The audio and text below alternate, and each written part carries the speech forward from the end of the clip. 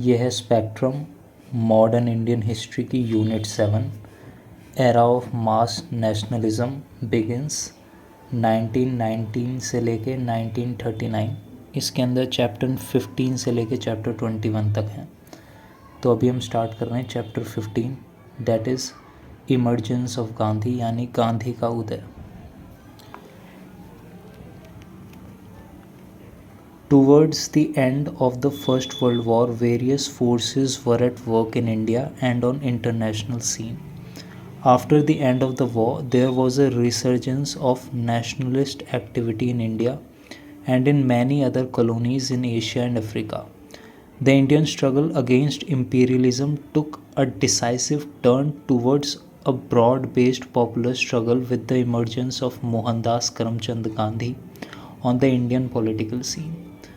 हम जानते हैं कि वर्ल्ड वॉर 1 के दौरान इंडियन पॉलिटिक्स और इंडियन ऑर्गेनाइजेशन जितनी भी थी और इंडियन लीडर्स जितने भी थे, उन्होंने ब्रिटिश को सपोर्ट किया था और भारत के अंदर जितनी भी नेशनलिस्ट एक्टिविटी थी सेल्फ गवर्नमेंट को लेकर, इंडिपेंडेंस को लेकर, वो एक तरीके से बंद हो गई थी, क्योंकि इंडियंस के अंदर ये इल्यूजन था इंडियंस को कि ब्रिटिश हमारी मदद करेगा बाद में, अगर हम ब्रिटिश के अभी वॉर में सपोर्ट करेंगे तो बाद में वो हम इंडियंस को एडमिनिस्ट्रेशन के अंदर, पॉलिसी मेकिंग के अंदर इंडियंस को जगह देगा। तो इस वजह से इंडियंस ने ब्रिटेन को वर्ल्ड वॉर 1 के दौरान मदद की थी। लेकिन वर्ल्ड वॉर 1 ख़त्म होने के बाद हम ये देखते हैं कि there was a resurgence of nationalist activity in India and many other colonies in Asia and Africa. यानी वर्ल्ड वॉर 1 ख़त्म होने के बाद दोबारा से नेशनलिस्ट एक्टिविटी का उदय होता है, सिर्फ इंडिया के अंदर नहीं, जितनी भी कॉलोनीज़ थी, एशिया हो चाहे अफ्रीका हो। तो the Indian struggle against imperialism took a decisive turn, a broad-based popular struggle with the emergence of Mohandas Karamchand Gandhi on the Indian political scene। तो हम देखते हैं कि इंडिया का जो स्ट्रगल था इम्पीरियलिज़म के ख़िलाफ़। इम्पीरियलिज़म आप जानते हो, जैसे सोशलिज़म होता है राष्ट्रवाद, जैसे सोशलिज़म होता है समाजवाद, कैपिटलिज़म होता है पूंजीवाद, ऐसे ही इम्पीरियलिज़म होता है साम्राज्यवाद। साम्राज्यवाद मतलब ऐसी पावर्स जो अपनी अपनी कॉलोनीज़ बनाती हैं, उन्हें इम्पीरियल कहते हैं। जैसे ब्रिटिश ने अपनी बहुत सारी कॉलोनीज़ बनाई, इंडिया को अपनी कॉलोनी बनाया, अफ्रीका को अपनी कॉलोनी बनाया, एक टाइम में अमेरिका को अपनी कॉलोनी बनाया। तो ये इम्पीरियलिज़म होता है, ये इम्पीरियलिस्टिक ताकतें होती हैं। तो Indian struggle against imperialism took a decisive turn towards a broad-based popular struggle with the emergence of Mohandas Karamchand Gandhi on the Indian political scenes। पहले हम ये देखते हैं कि वर्ल्ड वॉर 1 के बाद नेशनलिस्ट एक्टिविटी जो थी सेल्फ गवर्नमेंट के लिए, इनका उदय क्यों होता है। Why nationalist resurgence now after the war, that is World War 1, after the war the conditions in India and the influence from abroad created a situation that was ready for a national upsurge against the foreign rule। यानी war के बाद भारत और बाहर से जो influence करती हैं ताकतें भारत के अंदर, ऐसी सिचुएशन पैदा हो गई थी कि राष्ट्रीय अपसर्ज होना तय था against the foreign rule, British के खिलाफ।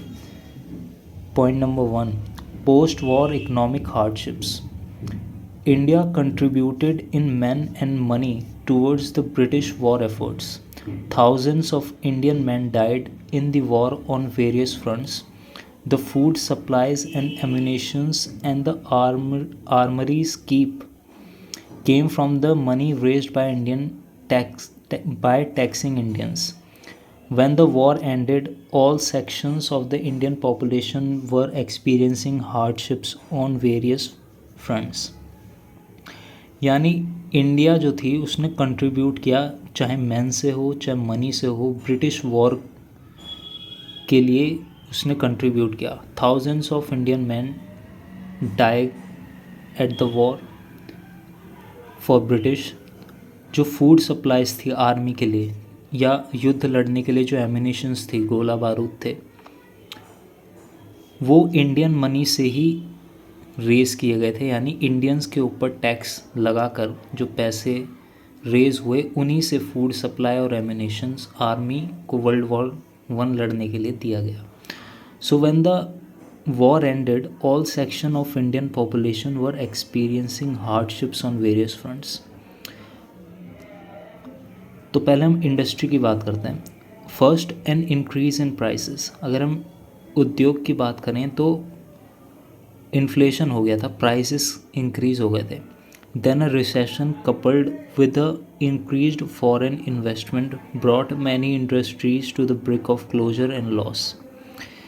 एक तो इन्फ्लेशन हो गया, प्राइस राइज हुए वर्ल्ड वॉर के बाद, और रिसेशन भी हो गया, यानी मंदी भी आई क्योंकि लोग खरीद नहीं रहे, और ऊपर से जो फॉरेन इन्वेस्टमेंट थी उसने और ज़्यादा जो हमारी घर की इंडस्ट्रीज़ थी उस पर ताले लगा दिए, ब्रिंक ऑफ क्लोजर और लॉस में चली गई। They now demanded protection against the import beside government aids. यानी सिर्फ गवर्नमेंट जो एड दे रही है उससे काम नहीं चलेगा, टोटल वो चाहते थे कि जो इम्पोर्ट्स जो हो रहे हैं उसको बिल्कुल तरीके से बंद किया जाए। Workers and artisans, this section of the populace faced unemployment and bore the brunt of high prices. वह वर्कर्स इंडस्ट्री में काम करेंगे और इंडस्ट्रीज़ बंद हो रही हैं, तो ये सेक्शन जो है वो अनएम्प्लॉयमेंट फेस कर रहा था, चाहे वर्कर्स हो आर्टिजन्स हो, और ऊपर से प्राइसेस हाई थे तो इनकम हो नहीं रही, अनएम्प्लॉयड है तो इनकी बिल्कुल ज़िंदगी बेकार हो गई थी। Peasantry faced with high taxation and poverty, the peasants waited for a lead to protest. Peasantry यानी जो फार्मर्स थे, इनके ऊपर तो टैक्स बहुत ज़्यादा हाई था क्योंकि सबसे ज़्यादा टैक्स यही देते थे, और ये तो इंतज़ार में थे कि कोई भी प्रोटेस्ट हो तो हम चले जाएंगे उसमें। Soldiers who return from battlefield abroad gave an idea of their experience to the rural folks. They were also surprised to return to a country that was impoverished and had less liberty than before. Soldiers जो world war में गए, भारत आने के बाद अपना experience share करा गांव के लोगों के साथ, और उन्हें ये भी जानकर बहुत ज़्यादा सरप्राइज़ हुआ कि जब वो गए थे भारत को छोड़कर, और अब जब आए हैं तो और ज़्यादा यहाँ पर गरीबी आ गई है, और ज़्यादा लिबर्टी लेस हो गई है, और भुखमरी और ज़्यादा आ गई है। तो एक तो वो ऐसी जगह गए जहाँ पे उन्होंने लिबर्टी इक्वलिटी देखी, फॉरेन जगह गए, और इंडिया के अंदर आकर देख रहे हैं कि हालात और भी बद से ज़्यादा बदतर हैं। Educated urban class, this section was facing unemployment as well as suffering from an acute awareness of racism in the attitude of the British. Educated urban class है, पहले से जानती है लिबर्टी इक्वालिटी क्या है, अनएम्प्लॉयमेंट को फेस कर रही है, और जानती है, समझती है कि किस प्रकार का रेसिज्म जो ब्रिटिश का एटीट्यूड है उसमें दिखता है ना, यू ब्लडी इंडियंस, इस टाइप का। तो ये था पहला कि अपसर्ज क्यों हुआ वर्ल्ड वॉर वन के बाद, क्यों नेशनलिस्ट एक्टिविटी का अपसर्ज होता है। उसकी पहली वजह यह है कि वॉर के बाद की जो इकोनॉमिक हार्डशिप्स थी वो देखने को मिलती है। दूसरी वजह, expectation of political gains for cooperation in the war. भाई वॉर के अंदर इंडियंस ने कोऑपरेट किया ब्रिटिश के लिए, तो expectation of political gains for cooperation in the war, ये दूसरा पॉइंट है।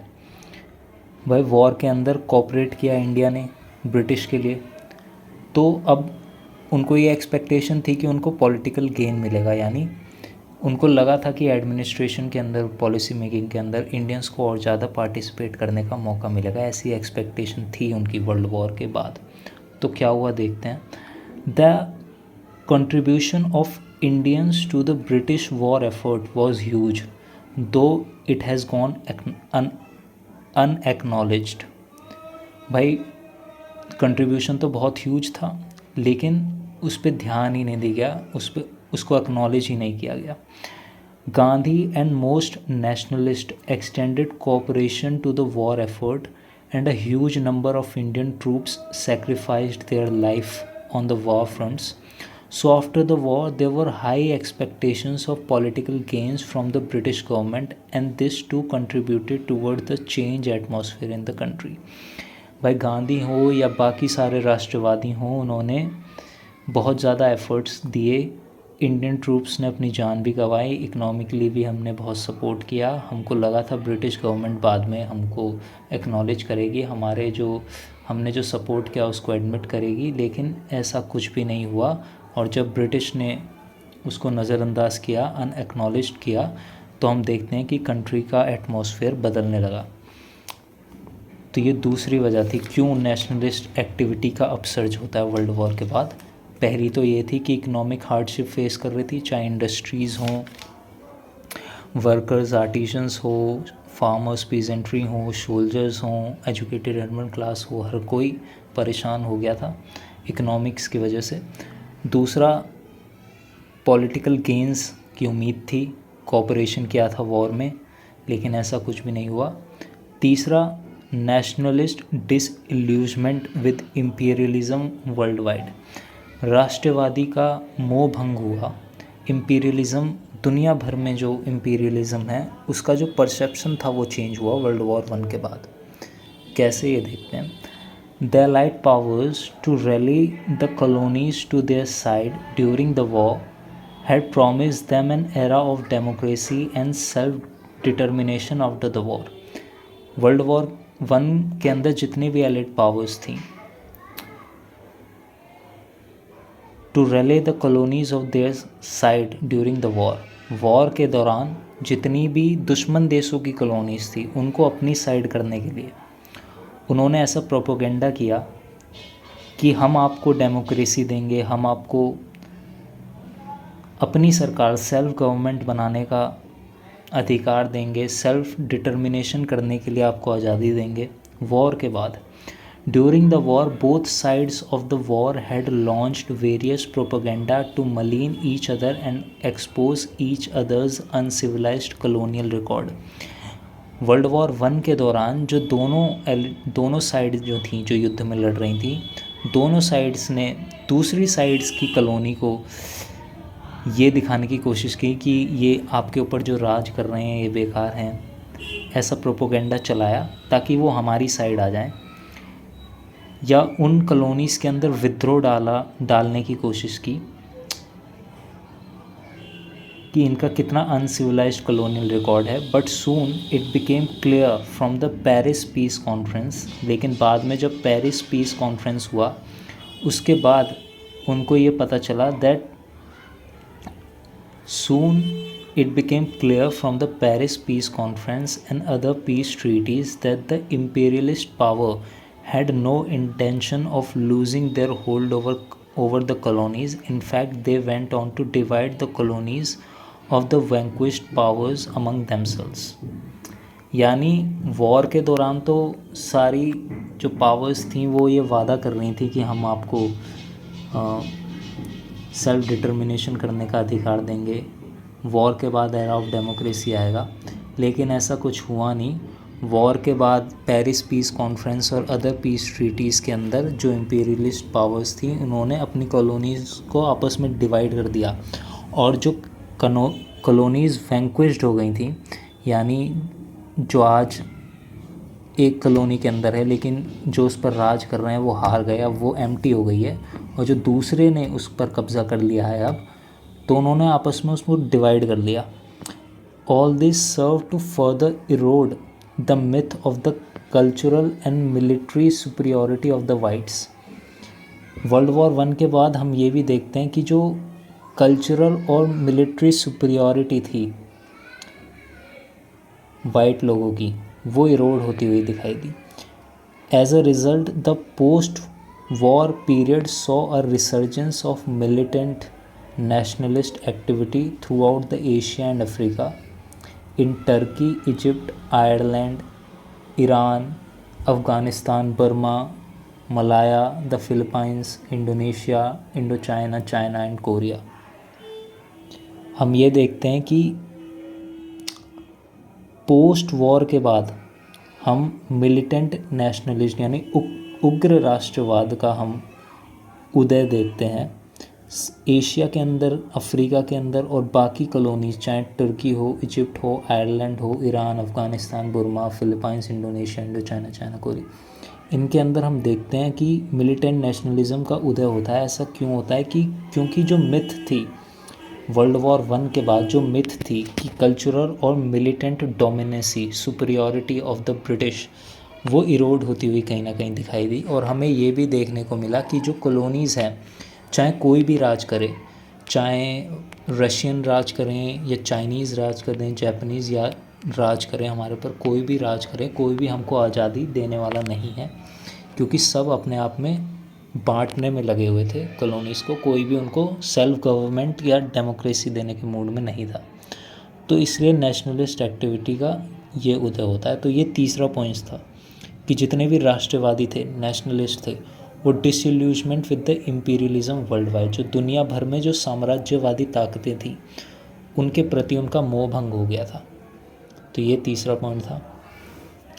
चौथा point, impact of the Russian revolution, बहुत इंपॉर्टेंट है। रशियन रेवोल्यूशन ने तो दुनिया भर में इम्पैक्ट डाला था। इम्पैक्ट ऑफ रशियन रेवोल्यूशन, नवंबर 7, 1917 क्या होता है देखते हैं। The Bolshevik party of workers, Bolshevik Party of Workers overthrew the Czarist regime and founded the first socialist state। तो ये पार्टी ऑफ वर्कर्स हैं, यानी common people, commoners. Bolshevik party of workers ने ओवरथ्रू करा, तख्ता पलट किया किसका, Tsarist regime, and founded the first socialist state, पहला राज्य, समाजवादी राज्य की स्थापना हुई रशियन रेवोल्यूशन से।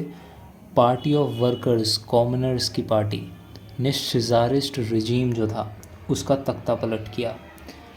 ऐसा किसकी लीडरशिप में हुआ, under the leadership of Vladimir Ilyich योनफ और लेनिन, जिनको हम लेनिन के नाम से जानते हैं। तो लेनिन की जो बोल्शेविक पार्टी ऑफ वर्कर्स थी, इनकी लीडरशिप, इनके कमांड में जो पार्टी थी, उसने सिजारिस्ट रजीम का तख्ता पलट किया और पहली सोशलिस्ट समाजवादी राज्य की स्थापना हुई रशियन रेवोल्यूशन नवंबर 7, 1917 के अंदर। क्या होता है, the Soviet Union unilaterally renounced the Tsarist imperialist rights in China and rest of the Asia, gave rights to self-determination to former Czarist colonies in Asia, and gave equal status to the Asian nationalist within its borders। क्या हुआ, पहले क्या होता था कि imperialistic ताकतें जब राज करती थी और उनके खिलाफ अगर कोई भी आंदोलन करता था तो उनके ऊपर वो राजद्रोह का मुकदमा ठोक देते थे। यानी कि उनको सेल्फ डिटर्मिनेशन करने का, यानी सेल्फ गवर्नमेंट पाने के लिए जो स्वयं आंदोलन करना पड़ता है, सेल्फ डिटर्मिनेशन करना पड़ता है, उनकी आज़ादी नहीं थी। लेकिन जब पार्टी ऑफ वर्कर्स का राज आया, सोशलिस्ट स्टेट का राज आया, लेनिन का राज आया, तो उसने सिजारिस्ट इम्पीरियलिस्टिक राइट्स जो चाइना और बाकी के एशिया में था उसको बदल दिया और उनको राइट दिया, gave them the right of self determination. तो जितनी भी फॉर्मल सिजारिस्ट कॉलोनीज थी एशिया के अंदर, उनको इक्वल स्टेटस का राइट दिया, and Asian nationalist with in its borders.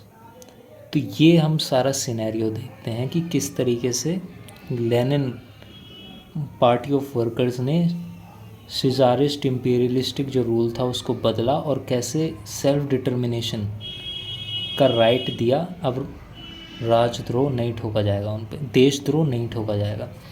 The October revolution brought home, यानी होम से मतलब है India. The October revolution brought India home the message that immense power live with the people, यानी लोग जो हैं, मैस जो है, उसके पास बहुत ताकत है। They had and the masses were capable of challenging the mightiest of tyrants provided they were organised, united and determined.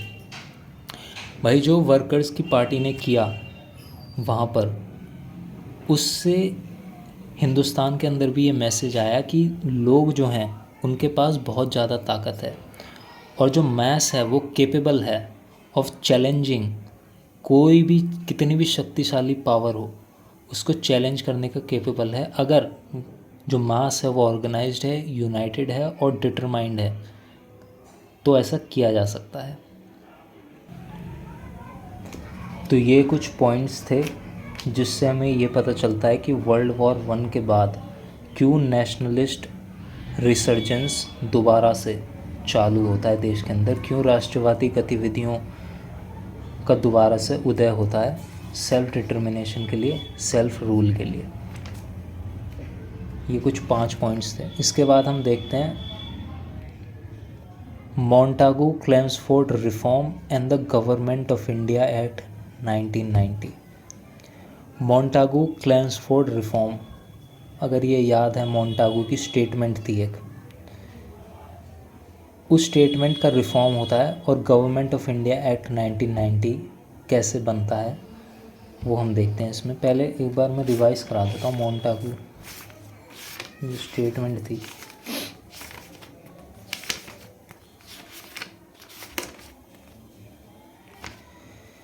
ये Montagu statement of August 1970। The secretary of state for India Edwin Samuel Montagu made a statement on August 20, 1917 in the British House of Commons in what has come to be known as the August declaration of 1917। तो secretary of state for India जो थे Edwin Samuel Montagu, उन्होंने एक statement दी थी अगस्त 20, 1917 को British House of Commons के अंदर, जिसको बाद में अगस्त डिक्लेरेशन ऑफ 1917 भी जाना जाता है।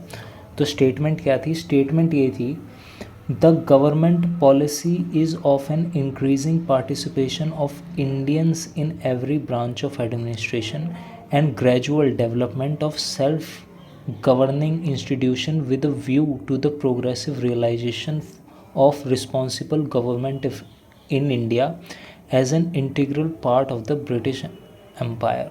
तो मोंटागू साहब की जो स्टेटमेंट थी वो ये दर्शा रही है कि कैसे समय के साथ जो भारतीय हैं उनकी पार्टिसिपेशन हर गवर्नमेंट इंस्टीट्यूशन के अंदर बढ़ेगी, कैसे धीरे धीरे इंडियंस को हम गवर्नमेंट के इंस्टीट्यूशन हैं उनको चलाने की अनुमति देंगे, और कैसे धीरे धीरे एक रिस्पॉन्सिबल गवर्नमेंट इंडिया के अंदर आएगी as an integral part of British empire.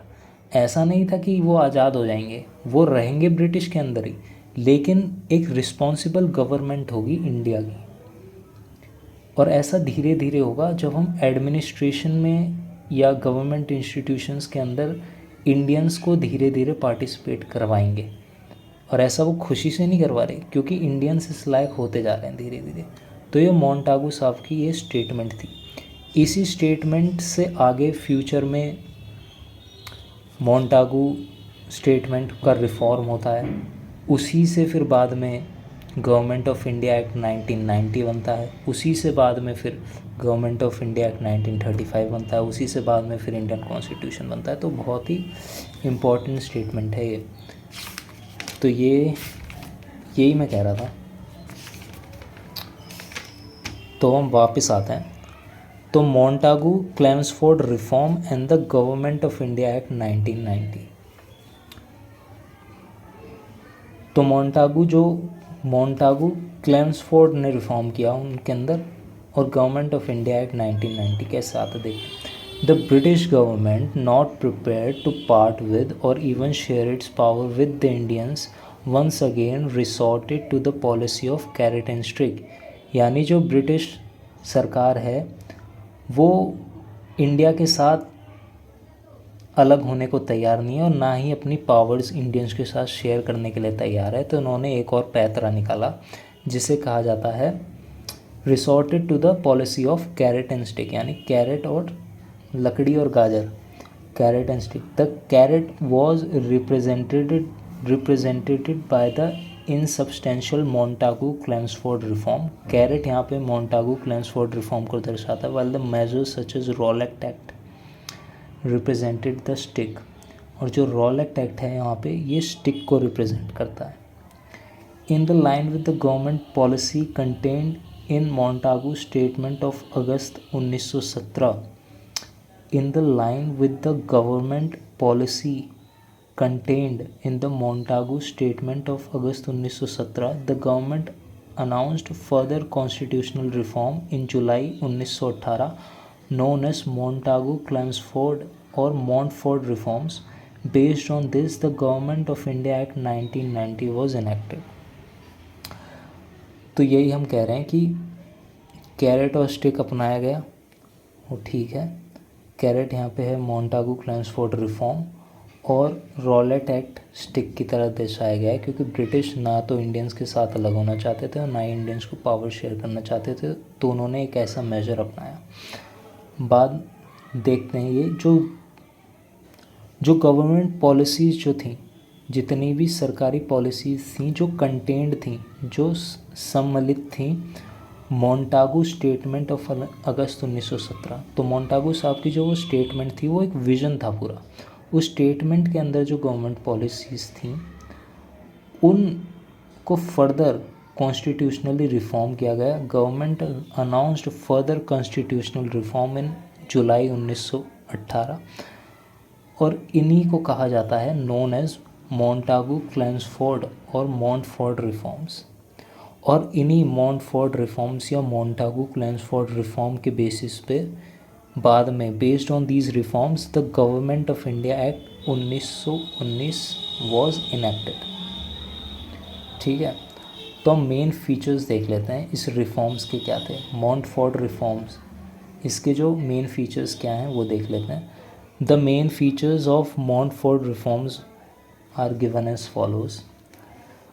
Provincial government, introduction of dyarchy, ये पहला मेन फीचर है. यानी प्रोविजनल गवर्नमेंट के अंदर introduction of dyarchy. The government introduce dyarchy for the executive at the level of the provincial government. यानी dyarchy को introduce किया गया at the level of execution in the provincial government.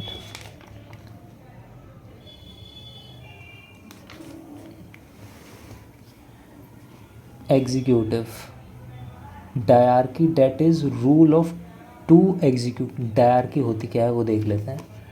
Dyarchy that is rule of two executive councillors and popular ministers were introduced. The governor was to be the executive head of the province. जो governor होगा वो executive head होगा किसी भी province का. ये पहला है. इंट्रोडक्शन ऑफ डायरकी हुआ, यानी टू एग्जीक्यूटिव काउंसिल्स होंगे, पॉपुलर मिनिस्टर्स होंगे, और जो गवर्नर होगा वो एग्जीक्यूटिव हेड होगा किसी भी प्रोविंस का. दूसरा, subjects were divided into two lists, reserved, which including subjects such as law and order, finance, land revenue, irrigation, etc.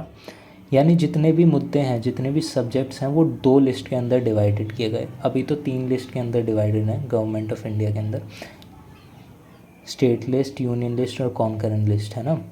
लेकिन उस वक्त देखते हैं, उस वक्त subject were divided into two list.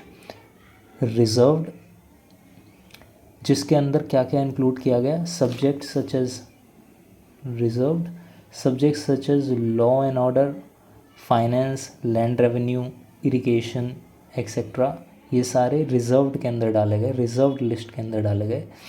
और मुद्दे, और दूसरी जो लिस्ट थी वो थी ट्रांसफर्ड.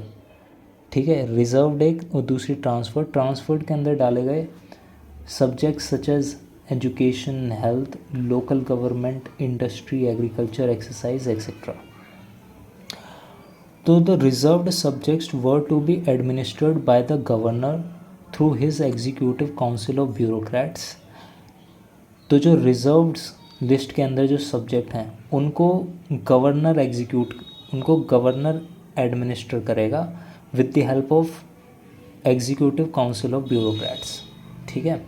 और जो ट्रांसफर्ड लिस्ट के अंदर जो सब्जेक्ट्स हैं, and the transfer subjects were to be administered by the ministers nominated from among the elected members of the legislative councils. और जो लेजिस्लेटिव काउंसिल के जो इलेक्टेड मेंबर्स हैं वो एडमिनिस्टर करेंगे, लेजिस्लेटिव काउंसिल के जो इलेक्टेड मेंबर्स हैं वो नॉमिनेट करेंगे अपने मिनिस्टर्स को, और वो मिनिस्टर एडमिनिस्टर करेंगे जो ट्रांसफर्ड लिस्ट के अंदर जो सब्जेक्ट हैं, ठीक है। तो इस तरीके से एडमिनिस्ट्रेशन या एग्जीक्यूशन को डिवाइड किया गया। The ministers were to be, जो लेजिस्लेटिव काउंसिल में जो इलेक्टेड मेंबर्स हैं वो जो मिनिस्टर्स चुनेंगे, the ministers were to be responsible to the legislature and had to resign if a no confidence motion was passed against them by the legislator. तो जो ministers हैं वो लेजिस्लेचर के प्रति जवाब दे रहेंगे और उनको रिज़ाइन करना पड़ेगा if no confidence motion is passed against them by the legislature. अगर लेजिस्लेचर उनके खिलाफ नो कॉन्फिडेंस मोशन पास कर देती है तो उन मिनिस्टर्स को रिज़ाइन करना पड़ेगा। while the executive councillors were not to be responsible to the legislature, यानी जो यहाँ पे जो रिजर्व्ड लिस्ट जिनको एडमिनिस्टर करेंगे एग्जीक्यूटिव काउंसिल्स, गवर्नर, वो लेजिस्लेचर के प्रति जवाब देने ही रहेंगे तो उनको नहीं हटाया जा सकता। लेकिन जो मिनिस्टर्स हैं, जो जनता चुनेगी, जो लेजिस्लेटिव काउंसिल के अंदर होंगे, उनको हटाया जा सकता है नो कॉन्फिडेंस लाके। In the case of failure of constitutional machinery in the province, the governor could take the administration of the transferred subject also. यानी अगर कॉन्स्टिट्यूशनल मशीनरी फेल होती है किसी भी प्रोविंस के अंदर, तो ऐसे मौके पर जो गवर्नर होगा वो एडमिनिस्ट्रेटिव कंट्रोल ले सकता है ट्रांसफर्ड सब्जेक्ट के भी। यानी रिजर्व तो है ही उसके पास, और अगर कॉन्स्टिट्यूशनल मैकेनिज़्म फेल हो जाता है किसी प्रोविंस के अंदर, तो जो ट्रांसफर्ड सब्जेक्ट हैं उनको एडमिनिस्टर करने की ताकत भी गवर्नर के पास आ जाएगी। The secretary of state of India and the governor general could interfere in respect of reserved subjects, while in respect of the transferred subject the scope of their interference was restricted। तो यहाँ पे जो secretary of state for India हैं, the secretary of state for India, और जो governor general हैं वो चाहे तो इंटरफेयर कर सकते हैं in respect of reserved subjects, while in respect of the transfer subjects and scope of their interference वो रिस्ट्रिक्टेड थे, ठीक है। अब हम देखिए तो एग्जीक्यूटिव के पॉइंट्स थे, अब हम देखते हैं लेजिस्लेचर के पॉइंट। ये डायरकी चल रही है हमारी, ये मॉन्टागू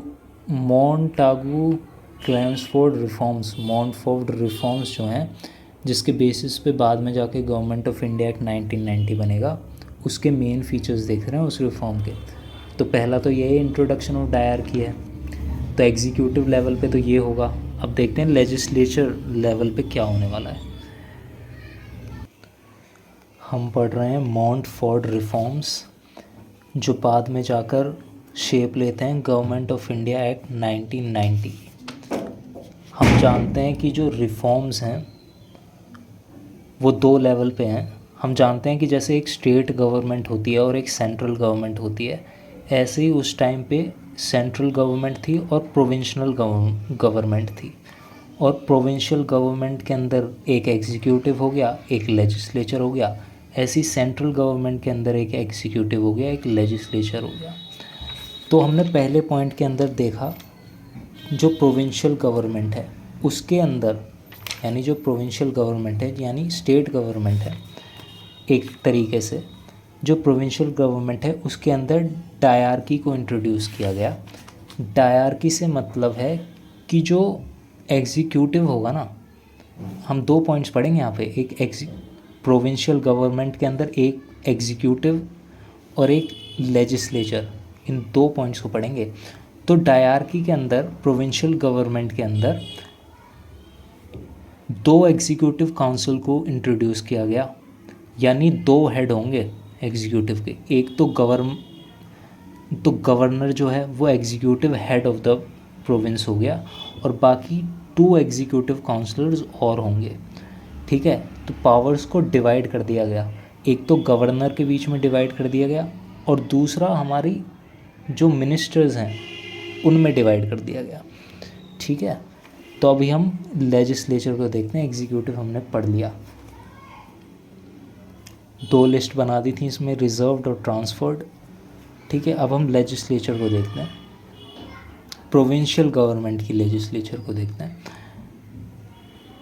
provincial legislative councils were further expanded and 70% of the members were to be elected.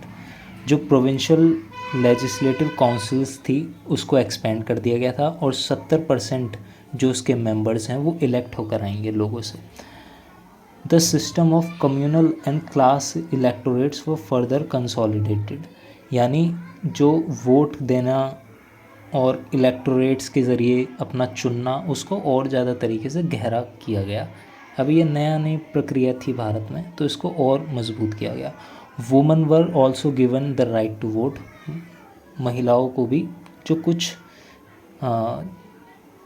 ऊपरी महिला थी, अपर क्लास वुमेन थी, उनको राइट दिया गया। The legislative councils could initiate legislation, यानी जो लेजिस्लेटिव काउंसिल्स जो होंगे वो लेजिस्लेशन को इनिशिएट कर सकते हैं, चालू कर सकते हैं। But the governor's assent was required, governor की सहमति हो तो कर सकते हैं।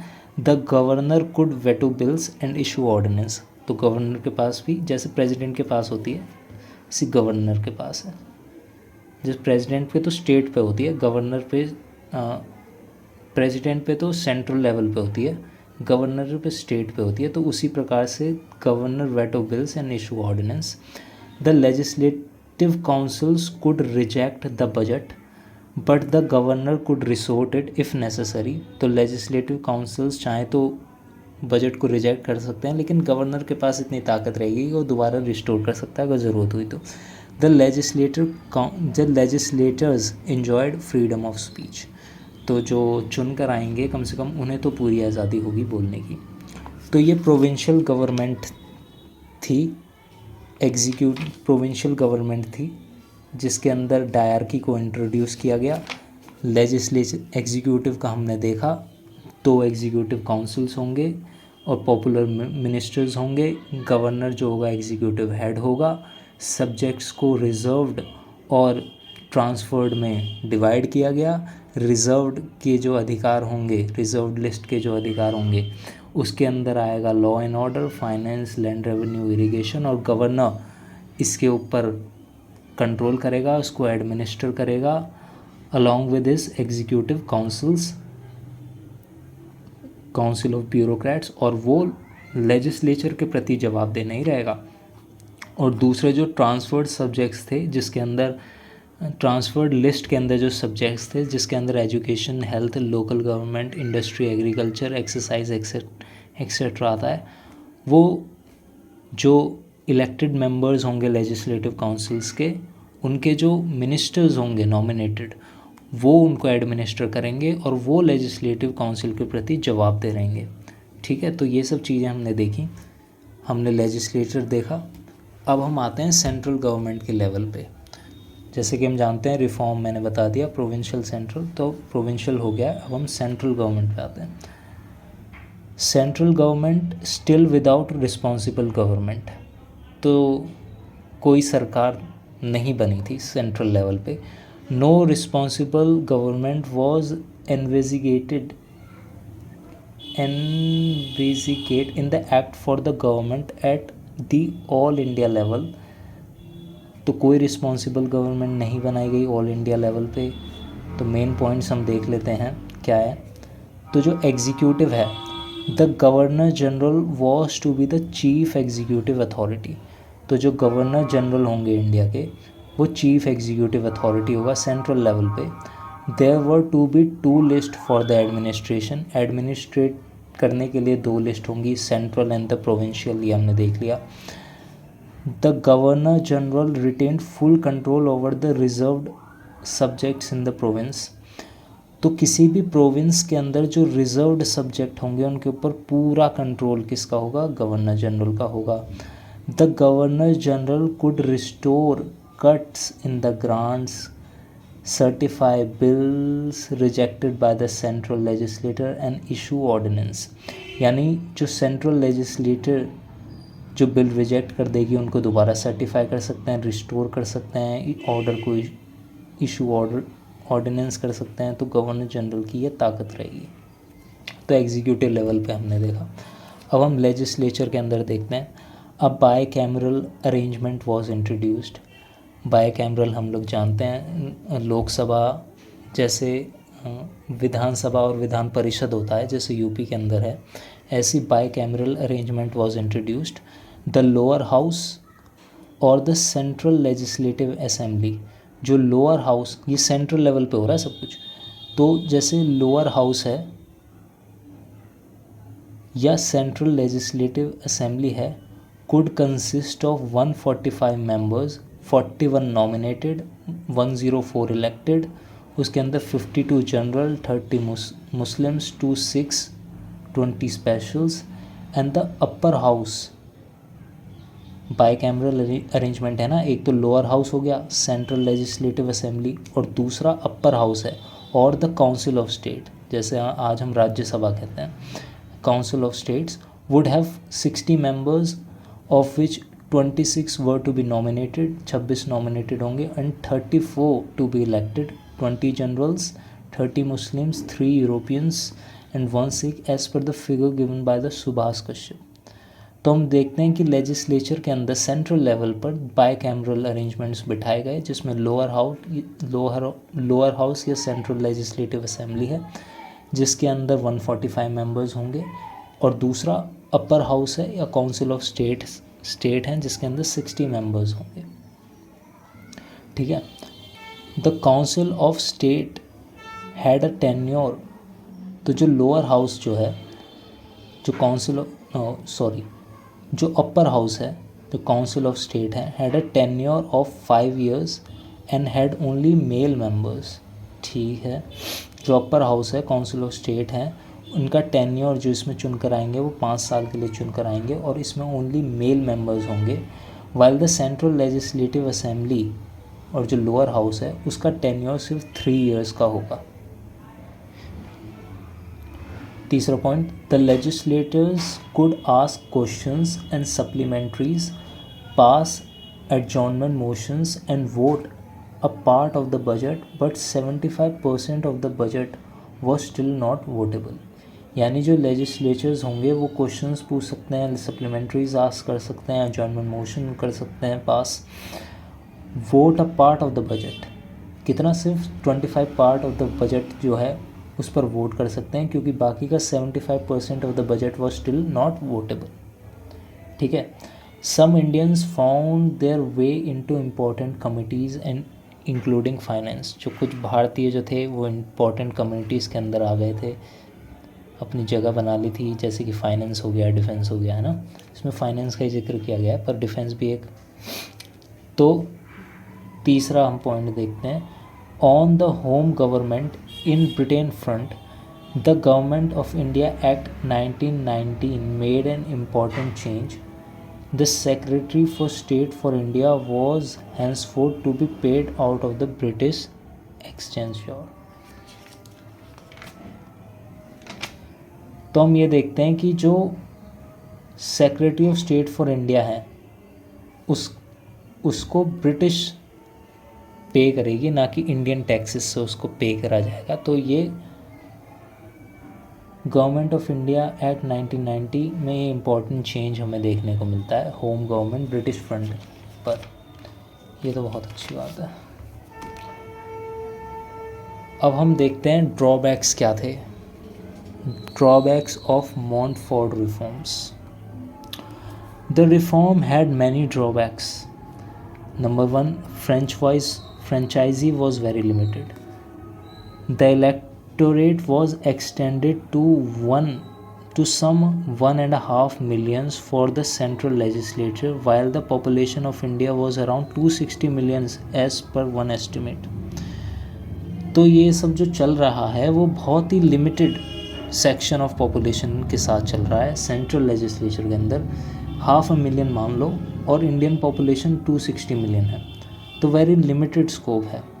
Eight the centre the legislature had no control over the viceroy and his executive councils. ये तो देखने से ही पता चल रहा है कि जो सेंट्रल लेवल पे जो लेजिस्लेचर है उसके ऊपर वॉइसरॉय या और उसके एग्जीक्यूटिव काउंसिल को जिम्मेदार ठहराने की कोई व्यवस्था ही नहीं है.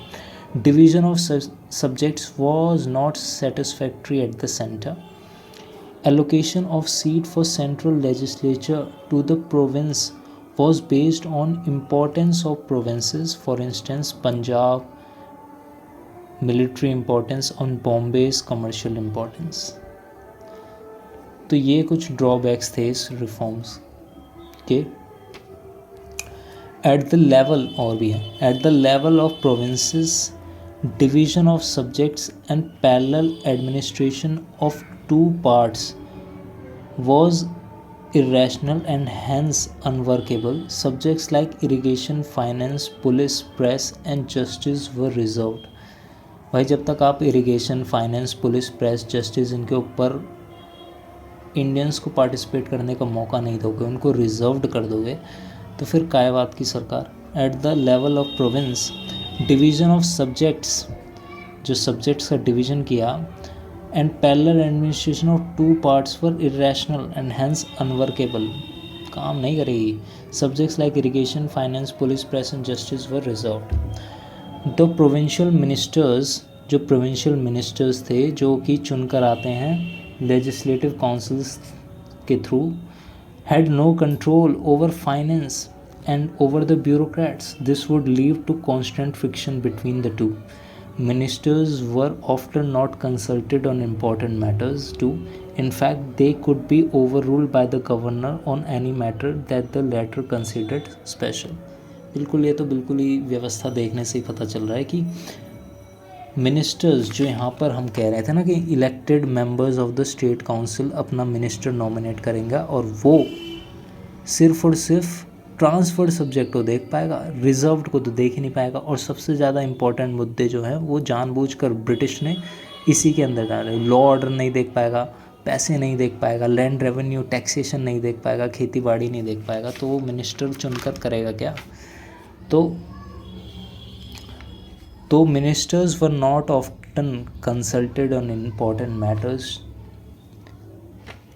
और प्रोविंशियल मिनिस्टर का कोई कंट्रोल है ही नहीं ओवर द फाइनेंसेस और ब्यूरोक्रेट्स के ऊपर. यही सेम हाल आज दिल्ली के अंदर हो रहा है.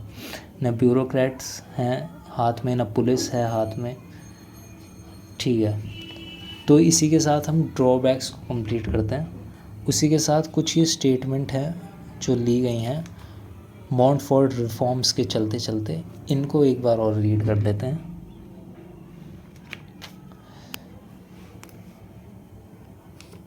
लॉर्ड कुर्जोन क्या कह रहे हैं देखते हैं.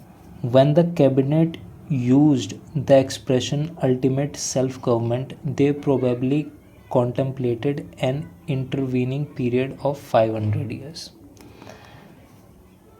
सुभाष चंद्र बोस क्या कह रहे हैं. The government of India act 1919 forged fresh fetters for the people. M K Gandhi जी क्या कह रहे हैं देखते हैं. The Montfort reforms were only a method of further draining India of her wealth and of prolonging her servitude. ठीक है, P Roberts क्या कह रहे हैं. The diarchy of the double executive was open to almost every theoretical objections that an armory of the political philosophy can supply. ठीक है, doctor Rutherford British member of parliament उस time के क्या कह रहे हैं. Never in the history of the world was such a hoax perpetrated upon the great people as England perpetrated upon the Indians.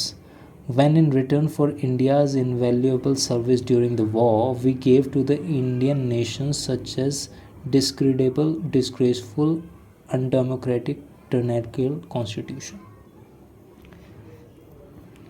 तो खुश नज़र नहीं आ रहे हैं। Walter Reid keeping the jewel in the crown क्या कह रहे हैं? Devolution was intended to tie in a large element of society to the status quo, but giving powers to the local communities meant that energies which could have been applied against the imperial powers were dissipated into communal rivalry. Division always worked for Britain benefit. In Montfort, despotism proclaimed its benevolence.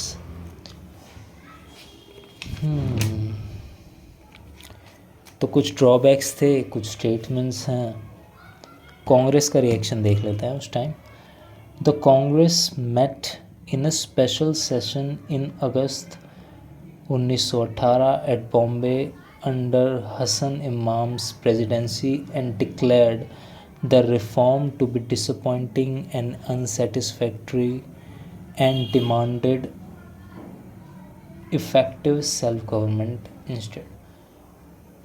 तो Congress ने special session बुलाया अगस्त 1918 में Bombay के अंदर under the presidency of Hasan Imam, और reforms को उन्होंने declare कर दिया डिसअपॉइंटिंग एंड अनसेटिस्फैक्ट्री, और डिमांड करी उन्होंने इफेक्टिव सेल्फ गवर्नमेंट की। इस ये रिफॉर्म मत दो, सेल्फ गवर्नमेंट चाहिए मैं तो। The Montfort reforms were termed unworthy and disappointing. A Sunless Dawn by Tilak, even as Annie Besant found them unworthy of England to offer and India to expect. तो मॉन्टागू reforms जो थे उनको unworthy, disappointing और sunless dawn Tilak ने कहा, और Annie Besant ने कहा कि unworthy of England to offer, England ने जो ऑफ़र किया है वो अनवर्दी है और इंडिया को एक्सेप्ट नहीं करना चाहिए। तो ये थी Montford reforms and government of India act 1990, जिन रिफॉर्म्स के बेसिस पर बना उसके मेन फीचर्स थे ये कुछ। ठीक है, 2 लेवल पे गवर्नमेंट। कुछ ड्रॉबैक्स देखे हमने, कांग्रेस का रिएक्शन भी देखा, खुश नहीं है कोई भी, और हमने कुछ स्टेटमेंट्स भी देखी। इसके बाद हम देखेंगे the making of Gandhi, early career and expectation with truth in South Africa. कैसे गांधी जी का साउथ अफ्रीका में। तो चैप्टर 15 चल रहा है, इमर्जेंस ऑफ गांधी। कंटिन्यू करते हैं। The making of Gandhi, early career and experiments with truth in South Africa. तो गांधी जी का करियर क्या था और उनके experiments with truth South Africa में कैसे सब कुछ चालू हुआ वो देखते हैं। Mohandas Karamchand Gandhi was born on October 2, 1869 in Porbandar in the princely state of Kathiawar in Gujarat. ठीक है, मोहनदास करमचंद गांधी, इनका जन्म 2 अक्टूबर 1869 को पोरबंदर में एक प्रिंसली स्टेट ऑफ कैथवार के अंदर जो आता है उसके अंदर हुआ, गुजरात के अंदर। His father was a dewan, उनके फादर जो थे एक मिनिस्टर थे, dewan of the state. Having studied law in England, Gandhi in 1893 went to the South Africa in connection with a case involving his client दादा अब्दुल्ला। तो गांधी जी इंग्लैंड में लॉ पढ़ी और उसके बाद 1893 में साउथ अफ्रीका चले गए किसी केस के कनेक्शन में जो उनके क्लाइंट दादा भाई अब्दुल्ला से रिलेटेड था। In South Africa, he witnessed the ugly face of white racism and the humiliation and contempt to which Asians who had gone to South Africa as laborers were subjected. तो south Africa जाने के बाद वो witness करते हैं racism, जो white racism जो लोग कर रहे हैं, किस तरीके से ह्यूमिलिएशन हो रही है उन लोगों को और कैसे एशियंस उस ह्यूमिलिएशंस का सब्जेक्ट बनते, कैसे जो लेबरर्स साउथ अफ्रीका में हैं वो रेसिज्म फेस कर रहे हैं. He decided to stay in South Africa to organise the Indian workers to enable them to fight for their rights. तो ये सब देखने के बाद वो फैसला करते हैं कि वो साउथ अफ्रीका में ही रुकेंगे.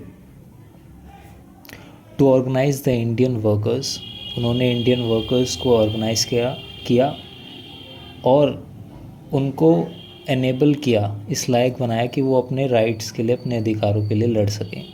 ही stayed in South Africa till 1914 after which he return to India. तो वो साउथ अफ्रीका तक 1914 तक 1893 में वो गए साउथ अफ्रीका और 1914 तक वो साउथ अफ्रीका में ही रहे और उसके बाद वो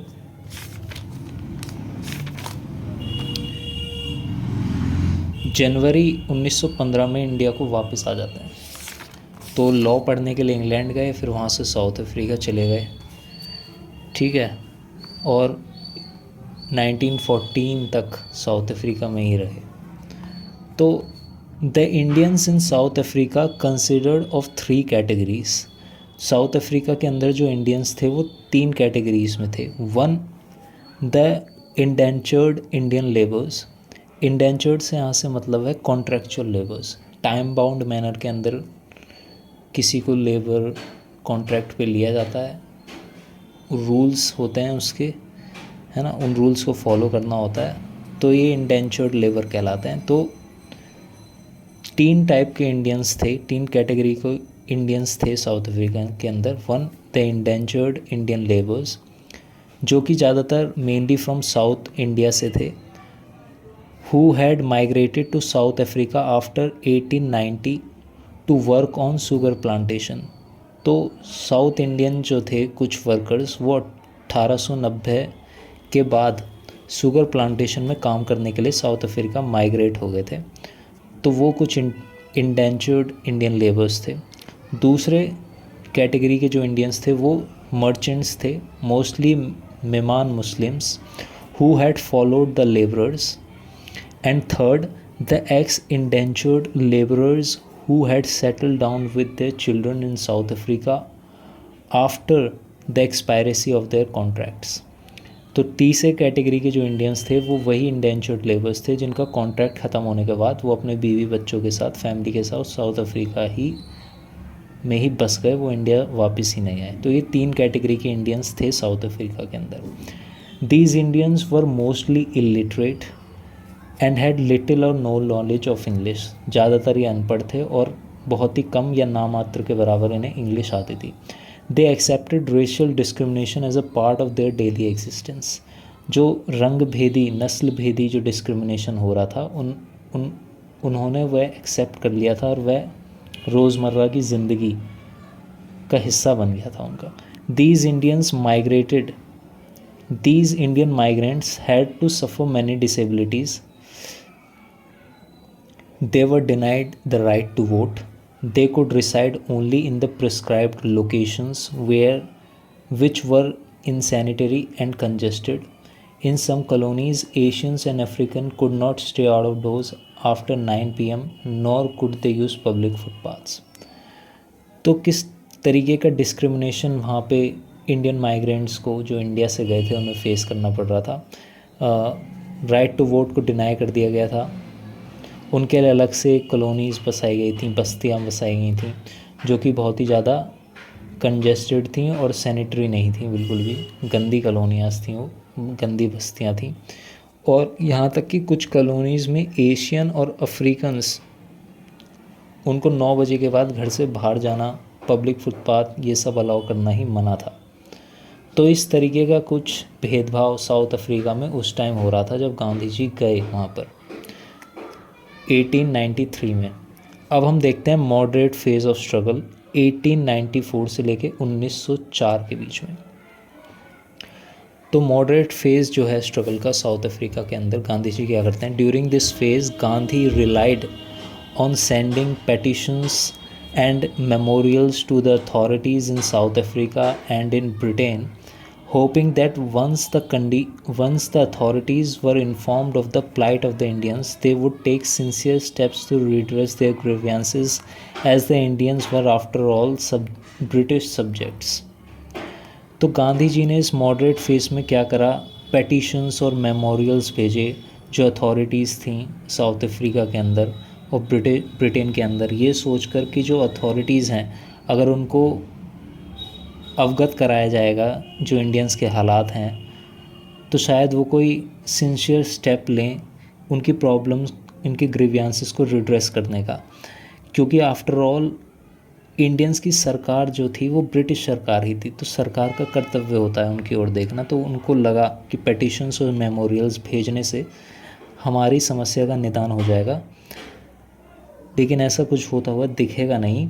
to unite different sections of Indians, he set up the Natal Indian Congress and started a paper Indian Opinion। तो डिफरेंट सेक्शंस ऑफ इंडियंस जो थे साउथ अफ्रीका के अंदर उनको यूनाइट करने के लिए गांधी जी ने नटल इंडियन कांग्रेस की घटना की और started a paper Indian opinion. तो ये नटल इंडियन कांग्रेस, ये नटल एक जगह है साउथ अफ्रीका के अंदर, तो नटल इंडियन कांग्रेस की स्थापना की और इंडियन ओपिनियन करके एक पेपर निकालना चालू किया। ये एक फ़ेज़ है।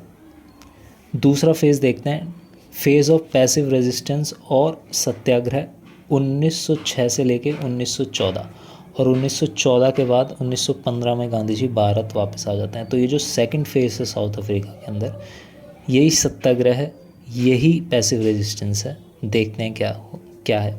The second phase, which began in 1906, was characterized by the use of the method of passive resistance or civil disobedience, which Gandhi named सत्याग्रह।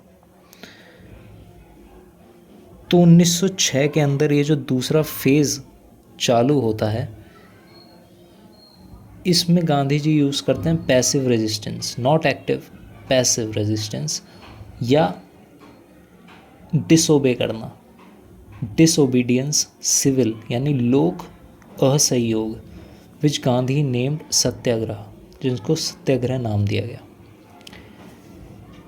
अब हम देखते हैं कौन कौन से सत्याग्रह गांधी जी ने साउथ अफ्रीका के अंदर किए। सत्याग्रह अगेंस्ट रजिस्ट्रेशन सर्टिफिकेट 1906 के अंदर ही चालू कर दिया। सत्याग्रह अगेंस्ट रजिस्ट्रेशन सर्टिफिकेट क्या है देखते हैं। A new legislation in South Africa made it compulsory for Indians to carry all the time certificates of registration with their fingerprints। तो यानी एक नया कानून पारित किया गया साउथ अफ्रीका के अंदर, जिसमें एक कंपलसरी किया गया कि हर इंडियन को हर समय एक सर्टिफिकेट ऑफ रजिस्ट्रेशन कैरी करना है जिसके अंदर उनके फिंगरप्रिंट्स होंगे। The Indians under Gandhi's leadership decided not to submit to these discriminatory measures। तो जो भारतीय थे अंडर द गांधीज लीडरशिप, उन्होंने डिसाइड करा कि हम इस भेदभावी प्रक्रिया के अंदर अपना सर्टिफिकेट नहीं करेंगे submit. Gandhi formed the passive resistance association to conduct the campaign of defying the law. ठीक है, तो गांधी जी ने एक पैसिव रेजिस्टेंस एसोसिएशन को कंडक्ट करा और उसके अंदर कैंपेन चलाया of defying the law. Defying the law का मतलब होता है refusing to obey something openly, यानी नॉन वायलेंट तरीके से जब हम किसी भी लॉ को ओबे नहीं करते उसको डिफाइंग द लॉ कहते हैं। तो Gandhi formed the passive resistance association to conduct the campaign of defying the law and suffering all the penalties resulting from such defiance। और वो तैयार भी थे भुगतने के लिए कि जिस भी प्रकार की पेनल्टीज सरकार उनके ऊपर लगाएगी क्योंकि वो लॉ को ओबे नहीं कर रहे। 10 वॉज बॉर्न सत्याग्रह और डिवोशन ऑफ ट्रूथ। इसी प्रैक्टिस के दौरान सत्याग्रह का जन्म हुआ या डिवोशन ऑफ ट्रूथ यानी सत्य के प्रति निष्ठा, इसका इस एक तरीके से जन्म होता है इसका सत्याग्रह साउथ अफ्रीका के अंदर। जिसके जिसके बाद इंडिया के अंदर बहुत यूज़ होगा इसका। द टेक्निक क्या है satyagraha? The technique of resisting adversaries without violence, यानी जितनी भी चुनौतियां हैं उसको रेजिस्ट करेंगे लेकिन बिना वायलेंस की मदद के। द गवर्नमेंट जेल्ड गांधी, क्योंकि लॉ का पालन नहीं कर रहे, गांधी जी को जेल कर दी। And others who refuse to register themselves, उनको भी जेल कर दी। Later the authorities used deceit to make these defiant Indians register themselves. तो ये जो लॉ के विरुद्ध ओबे नहीं कर रहे हैं जो लॉ को, गांधी जी को तो जेल में डाल दिया और बाकी लोगों को जेल में डाल दिया। बाद में अथॉरिटीज़ ने धोखा देकर जो इंडियंस ओबे नहीं कर रहे थे उनको रजिस्टर करवाया।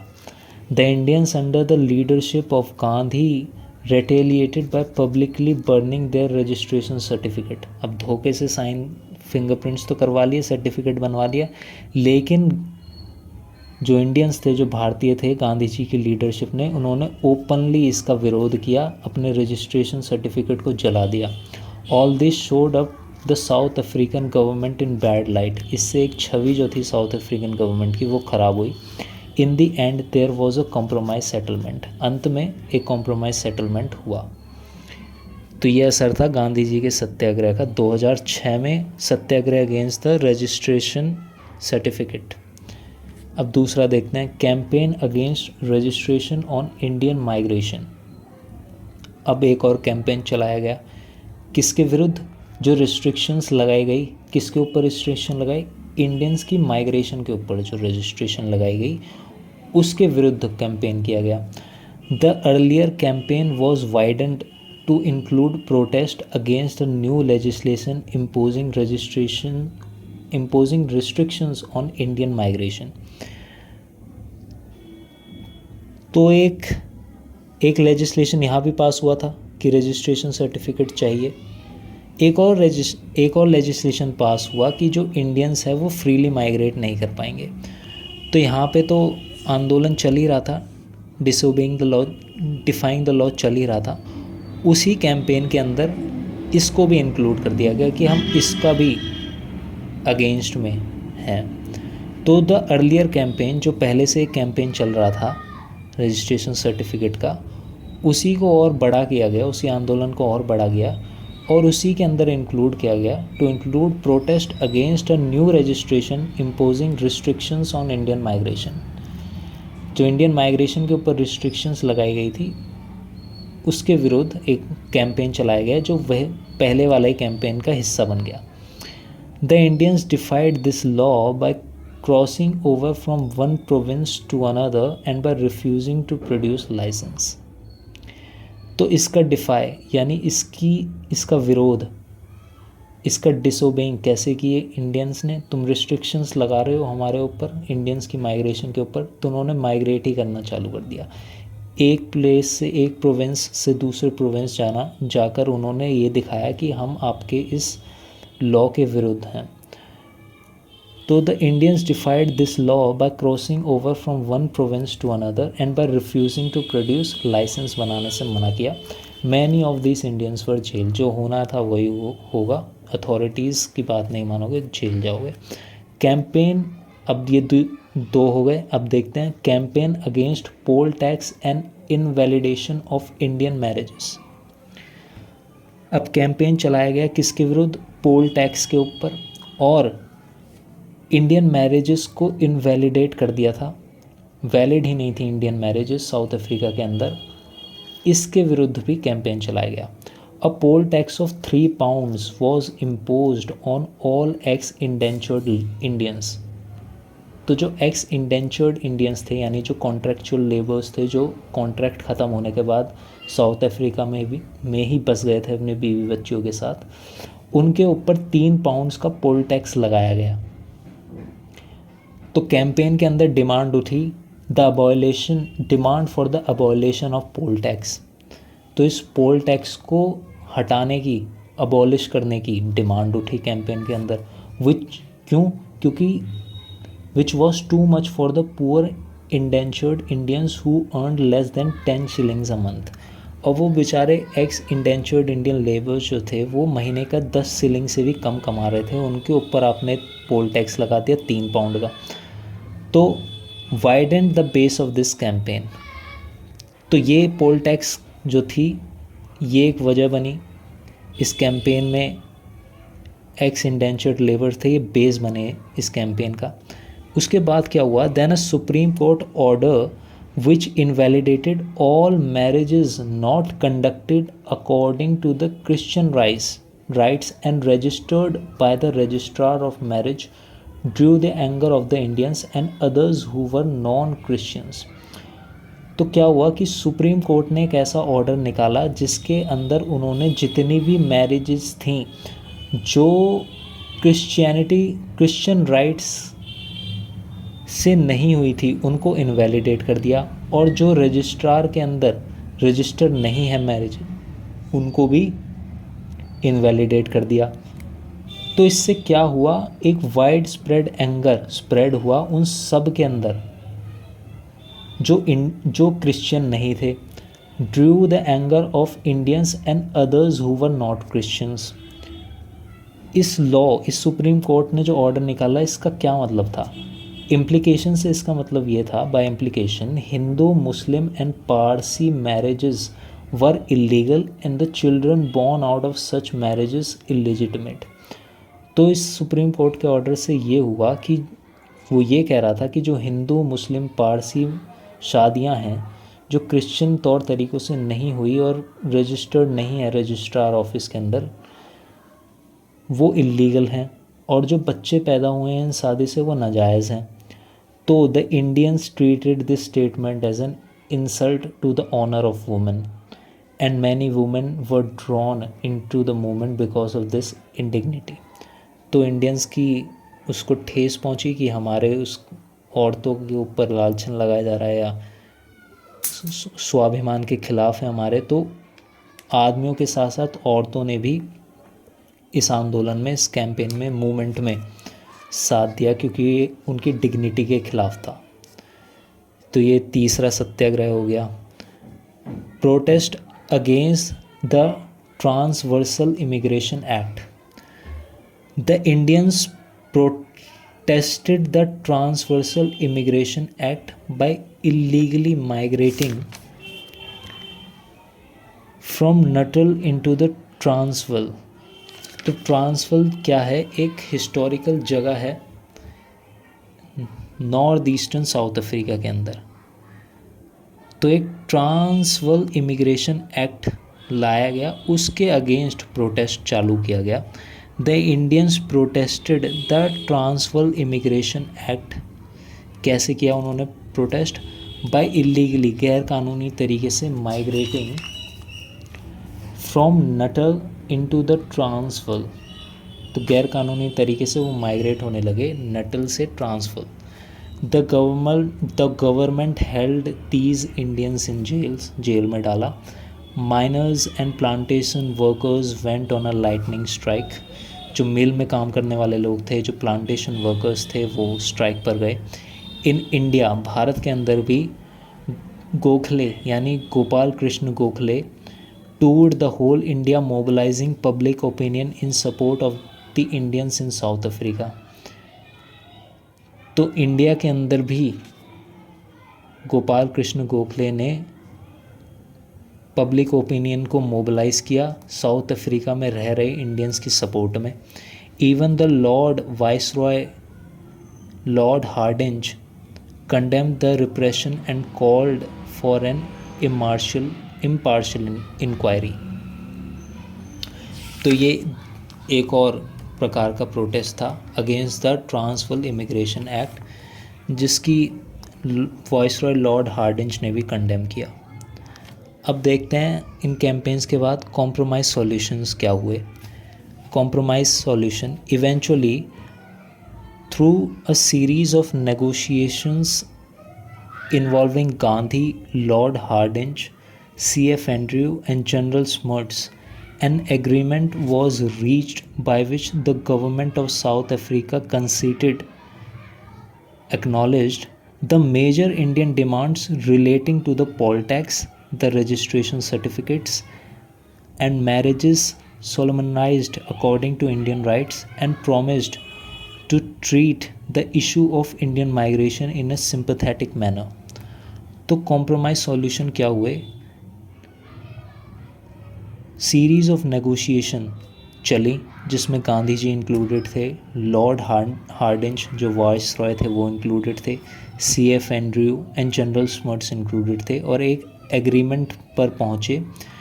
साउथ अफ्रीका गवर्नमेंट ने एक्नॉलेज किया, एडमिट किया मेजर इंडियन डिमांड्स को जो रिलेटेड थी पॉल टैक्स से, रजिस्ट्रेशन सर्टिफिकेट से, जो शादियां इंडियन तौर तरीक़ों से हुई हैं उनको मान्य करो, and promised to treat the issue of Indian migration in sympathetic manner. और ये भी वादा किया कि जो इंडियन माइग्रेशन का ये जो इशू है इसको शांति से, भाईचारे से, सिंपैथी से हल किया जाएगा।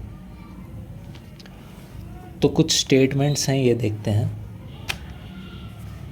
तो ये स्टेटमेंट है गिलबर्ट मुरे का गांधी जी के लिए, इन द हिबर्ट जनरल में ये लिखा गया है। A man who cares nothing for sensual pleasure, nothing for riches, nothing for comfort और praise or promotions, but is simply determined to do what he believes to be right. He is a dangerous and uncomfortable enemy, because his body, which you can always conquer, give you so little purchase upon his soul. तो कह रहे हैं कि एक ऐसा आदमी जो sensual pleasures के ऊपर ध्यान नहीं देता, उसको ना पैसा चाहिए, ना उसको आराम चाहिए, ना उसको प्रेस चाहिए, ना प्रमोशन चाहिए, बट वो सिंपली ये चाहता है कि जो वो कर रहा है, जो वो बिलीव करता है कि सही है, उसको करता रहे।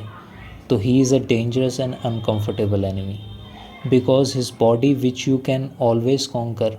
आप उसकी बॉडी को तो जीत लोगे, लेकिन उसका यह रवैया हमको बहुत कम चांस देता है कि हम उसकी सोल को ख़रीद पाएँ। तो गिलबर्ट मुरे का बयान है। इसके बाद हम ये देखते हैं टॉलस्टॉय फार्म क्या है। टॉलस्टॉय फार्म यहाँ पे वही है, लियो टॉलस्टॉय जो हैं। As it became rather difficult to sustain the high pitch of the struggle, Gandhi decided to devote all his attention to the struggle. The Tolstoy Farm was founded in 1910 and named as such by Gandhi's associate Herman Kallenbach, after the Russian writer and moralist whom Gandhi admired and corresponded with. Beside being an experiment in education, it was ये जो Tolstoy farm जो था ये किस लिए बनाया गया था? ये 1910 में इसलिए बनाया गया था, it was to house the family of satyagrahis and to give them a way to sustain themselves.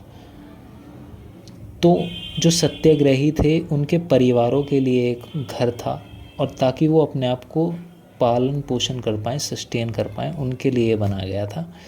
किसके द्वारा? जो गांधी जी के एक एसोसिएट थे, Hermann Kallenbach, after the Russian writer and moralist, जिनको गांधी जी एडमायर करते थे, यानी लियो टॉलस्टॉय की बात यहाँ पर हो रही है। तो टॉलस्टॉय फार्म एक ऐसा जगह थी जहाँ पे सत्याग्रही के, तो हम जानते हैं कि जो गांधी जी के व्यूज़ थे वो क्या थे। हम जानते हैं कि गांधी जी मशीनों के ख़िलाफ़ थे, मार्केट के ख़िलाफ़ थे। वो नहीं चाहते थे कि उत्पादन हो, ज़रूरत से ज़्यादा किसी चीज़ का उत्पादन हो और लोग एज अ कमोडिटी उन चीज़ों को यूज़ करें। वो नहीं चाहते थे कि आदमी ग़ुलाम बन जाए, लेबरर्स मार्केट के ग़ुलाम बन जाएं।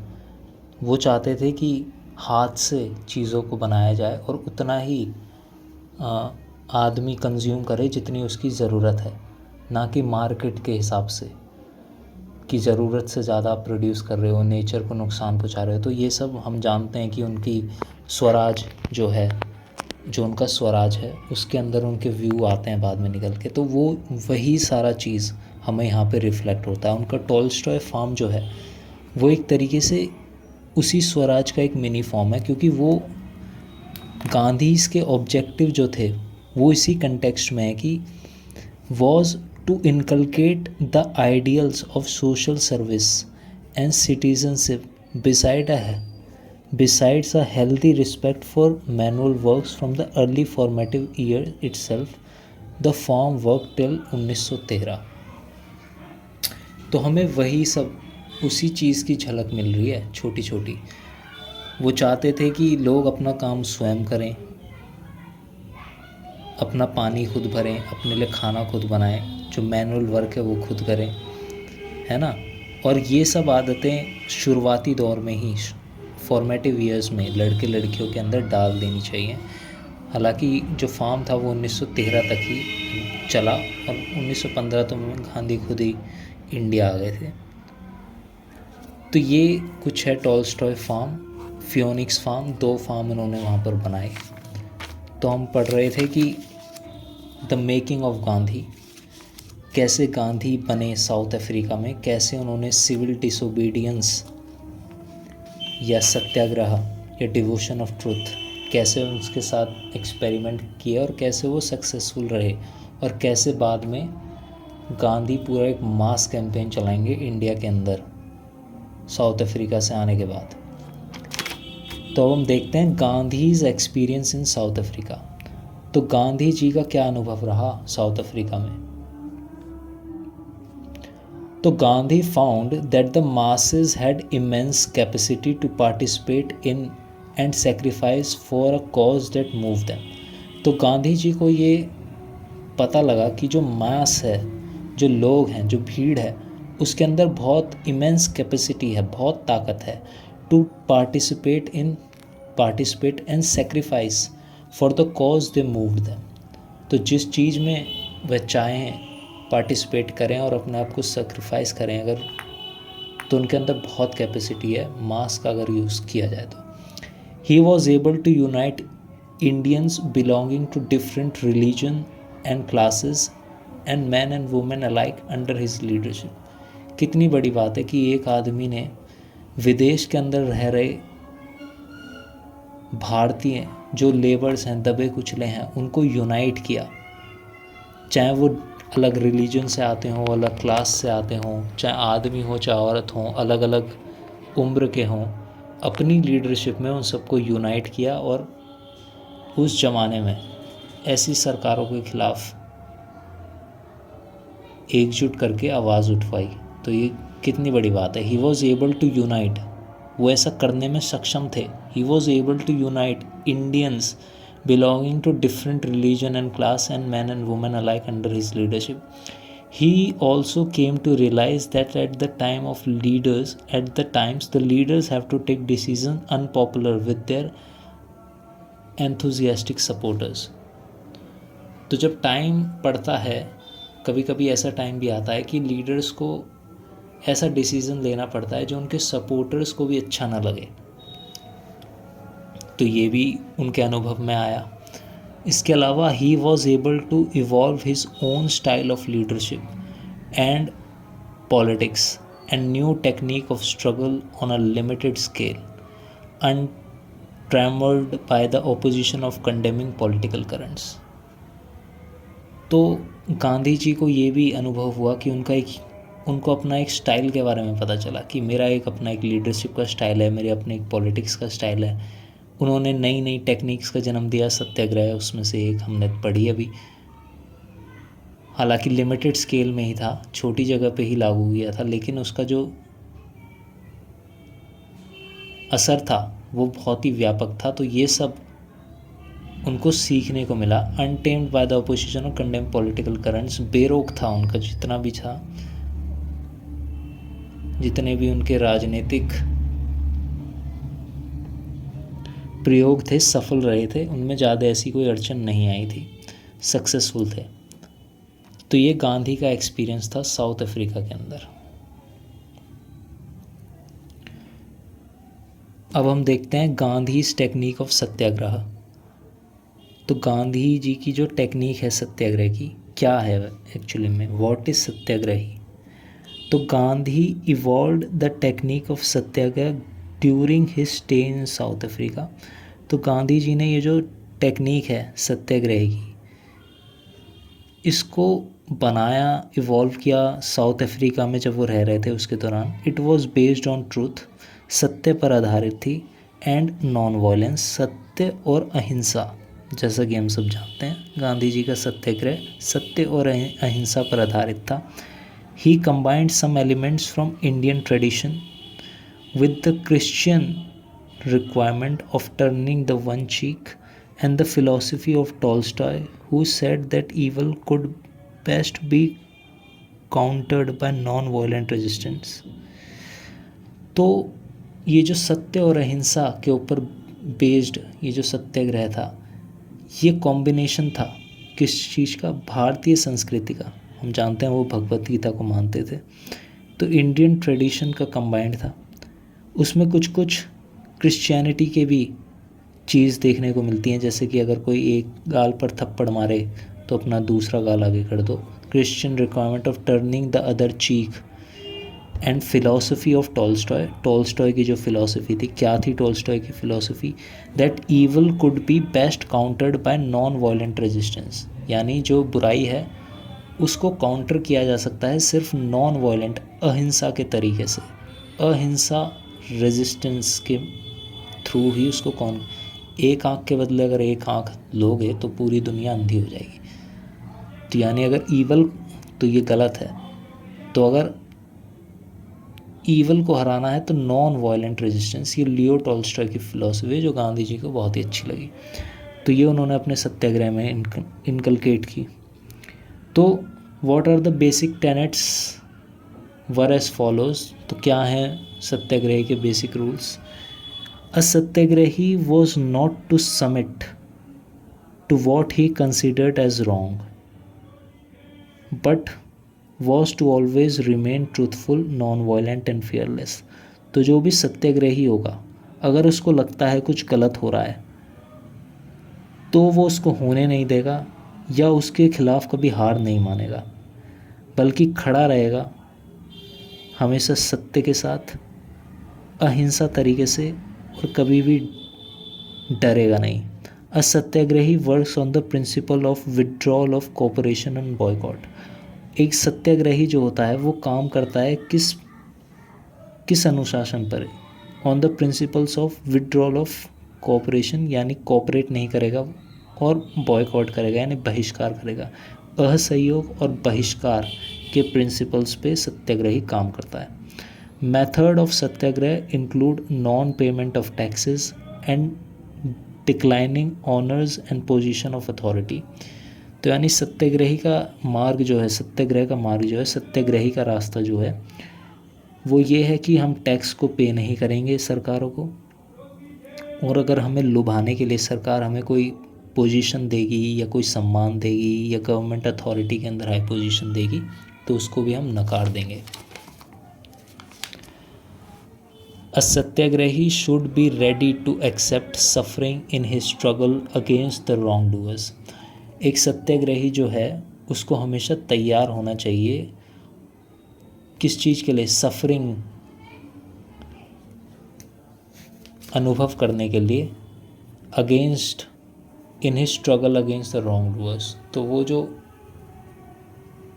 करने रॉन्ग डूअर्स के खिलाफ जो वो लड़ाई लड़ने जा रहा है, उससे जो सफरिंग मिलेगी उसे, उसके लिए हमेशा, उसको लेने के लिए वो हमेशा तैयार होना चाहिए।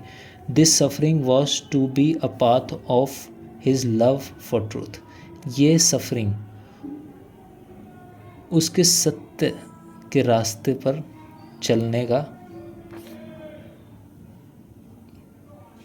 लव है उसका एक तरीके। सफरिंग, अगर आप सत्य के रास्ते पर चलोगे तो सफरिंग तो इसका बहुत इंटीग्रल पार्ट है, एज अ लव है, लव फॉर ट्रूथ है उसका, तो सफरिंग तो सहनी ही पड़ेगी। Even while carrying out his struggle against the wrongdoers, a true satyagrahi would have no ill feelings for the wrongdoers. Hatred would be alien to his nature। इस point में वो ये कह रहे हैं कि जो भले ही आप जो गलत काम कर रहे हैं उसके विरुद्ध लड़ाई लड़ रहे हो, फिर भी एक ट्रू सत्याग्रही जो होगा उसके दिल में कभी भी गलत भावना नहीं होगी रॉन्ग डूअर्स के खिलाफ। यानी जो नफ़रत है, हेट्रेड है, गुस्सा है, हिंसा की भावना है, वो कभी नहीं जागेगी, उसके नेचर का वो पार्ट ही नहीं होगा अगर वो सच्चा सत्याग्रही है। तो वो यही कह रहे हैं कि गलत काम से आप लड़ाई करिए, लेकिन जो गलत काम कर रहे हैं आप उससे नफ़रत नहीं कर सकते। Even while carrying out his struggle against the wrong doers, a true satyagrahi would have no ill feeling for the wrong doers. यानी कोई इल फीलिंग नहीं होगी उनमें, उस गलत काम करने वालों के खिलाफ हेट्रेड, नफ़रत जो होगी would be alien to his nature, उसके नेचर का पार्ट नहीं होगी। A true satyagrahi would never bow before the evil, however whatever the consequences। तो चाहे जो भी परिणाम हो, जो भी कॉन्सिक्वेंसेस हो, एक सच्चा सत्याग्रही कभी भी बुराई के सामने नहीं झुकेगा। Only the brave and strong could practise satyagraha. यानी जो बहादुर है और जो मजबूत है, स्ट्रॉन्ग है, वही सत्य के रास्ते पर चल सकता है, वही सत्याग्रही को प्रैक्टिस कर सकता है। It was not for weak and cowardly. तो कमज़ोर और बुज़दिलों के लिए सत्याग्रह का रास्ता नहीं है। Even violence was preferred to cowardice. यानी जो हिंसा करते हैं उनको भी डरपोक और उनको भी बुज़दिल बताया गया है। Thought was never to be separated from practice. ये लाइन देखिए, thought was never to be separated from practice. यानी जो विचार हैं और जो कर्म हैं वो अलग अलग नहीं हैं। अगर आपके दिमाग में विचार आ गया तो इसका मतलब ये है कि आपने कर्म आज नहीं तो कल वो कर ही दोगे। तो अगर आपके दिमाग में हिंसा का विचार भी उठ रहा है तो वो अलग नहीं है, आप हिंसा हो, आप हिंसक हो। अगर आपके दिमाग में नफ़रत के विचार आ रहे हैं तो इसका मतलब है आप नफ़रती हो। तो thoughts were never to be separated from practice. In other words, and could not justify the mean. And और मीन्स ये एक फ़िलॉसफी होती है। एंड मतलब ऑब्जेक्टिव, डेस्टिनेशन, जहाँ आपको पहुँचना है वो एंड है। और मीन्स जो होते हैं, मीन्स मतलब होता है तरीका। अपने गोल्स, अपने ऑब्जेक्टिव, अपने एंड तक पहुंचने के लिए आपने किन रास्तों को, किन मीन्स को चुना, वो उसके मीन्स होते हैं। तो दूसरे वर्डों में, thought was never to be separated from practice. In another word, and could not justify the means. इसका मतलब ये है कि अगर अपने गोल को पाने के लिए आपने कोई ऐसा मीन चुना, आपने कोई ऐसा रास्ता चुना जो अनएथिकल है, तो वो जस्टिफाई नहीं कर पाओगे आप ये नहीं कह सकते कि देखो हम जीत तो गए, भले ही आपने 1000 लोगों को मार दिया हो। ऐसा नहीं कर सकता सत्याग्रही। तो सत्याग्रही, उसके थॉट और उसकी जो एक्शन है, उसकी जो प्रैक्टिस है, वो एक ही लाइन में होनी चाहिए। And could not justify the mean. ठीक है, तो ये कुछ प्रिंसिपल्स थे। कौन लोग सत्याग्रही होते हैं, कौन लोग प्रैक्टिस कर सकते हैं सत्याग्रह को। ये गांधी जी का एक्सपीरियंस था साउथ अफ्रीका में, और उन्होंने सत्याग्रह को वहाँ पर बनाया, एक्सपेरिमेंट किया, छोटे स्केल पे सक्सेसफुल रहा। अब इसी सत्याग्रह को मास लेवल में इंडिया के अंदर आकर मासेस के साथ करेंगे। तो अगला टॉपिक है हमारा गांधी इन इंडिया। तो Gandhi returned to India in January 1915। तो इसको हम देखेंगे। इसी के साथ हमारा गांधी कौन थे और उनकी क्या जर्नी रही साउथ अफ्रीका के अंदर, ये टॉपिक हम ख़त्म कर चुके हैं। अब आएगा गांधी इन इंडिया।